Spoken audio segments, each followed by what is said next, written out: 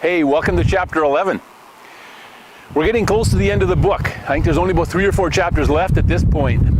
But today we're going to talk about values. You might be wondering, what in the heck do values have to do with leading in the trades? Well, actually, they have a lot to do with leading in the trades. In fact, they have everything to do with leading in the trades. What matters most to you? What do you draw on? What do you pull out when it's time to make crucial decisions? When leadership becomes challenging?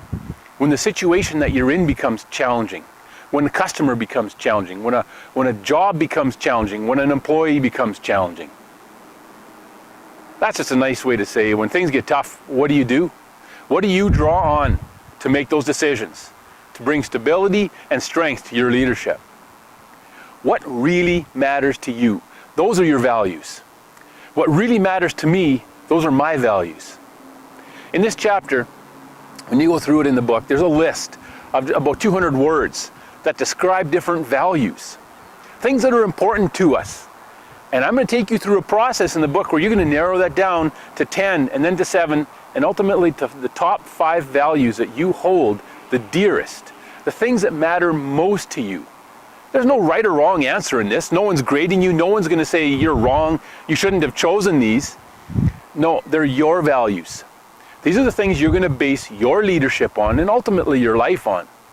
So take your time and work your way through these, because these are the things that provide the foundation for your leadership and also for your life when things get hard. If you look behind me here to my left, you're going to notice that there's a hotel being built in my hometown. And it's been under construction for quite a while already, just about a year. Unfortunately, 3 weeks ago, something happened. A fire started on one of the floors, and because the construction wasn't complete, there was no sprinkler system to put it out quickly. What happened, by the time the fire department came, they just had to let it burn. And the fire to basically burn itself out. Well, what you're going to notice is that it's still standing. And I didn't go to the wrong building this morning. This is the one that burnt. But the only thing that burnt was kind of the fluff, the outside. There was a bunch of OSB attached to the outside of the front face of it, and that's what burnt.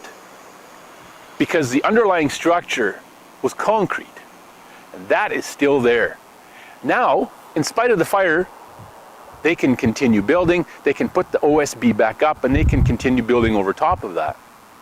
Why? Because the underlying structure was solid. That's what values do for us in our leadership. They provide an underlying structure that make our leadership solid and firm when the challenges come. Any idiot, but any idiot can actually lead in good times. It doesn't take much. In an easy situation, anybody can lead. Anybody can look like a brilliant leader, just about.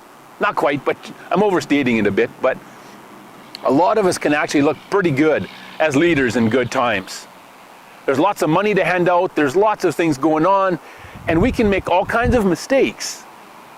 And there's lots of money to cover that up and to make up for that. But when things get challenging, whether it's an employee who gets tough to deal with, whether it's a customer, whether it's a supplier, whether it's an inspector, whatever it is, that's when true leadership shows itself.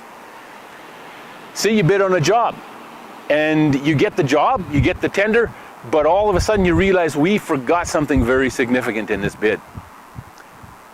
We're not going to make a profit, we're going to be lucky to break even.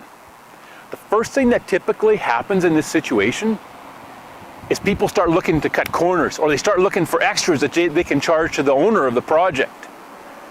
Instead of going, okay, my values in this case, maybe one of my values is honesty or integrity.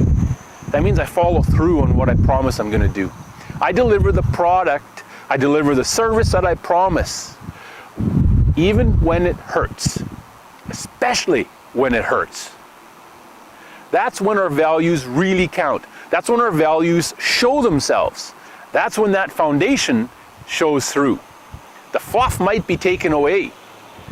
We might be in a down economy, we might be in an environment that's very challenging right now. Maybe it's because of our own doing. Maybe we made a mistake on a job that we quoted. The reality is, our values need to drive every decision we make, good times or bad times.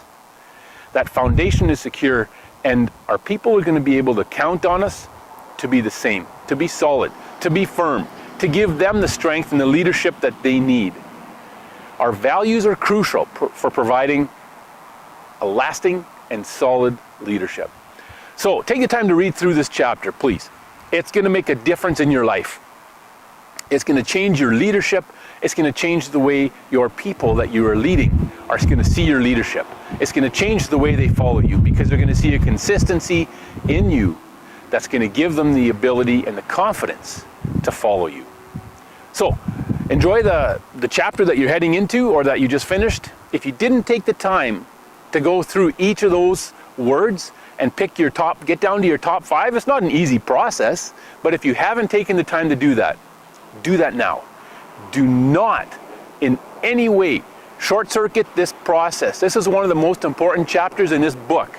It'll affect your leadership and your life in an incredibly significant way. I look forward to talking to you in chapter 12, and good luck in chapter 11.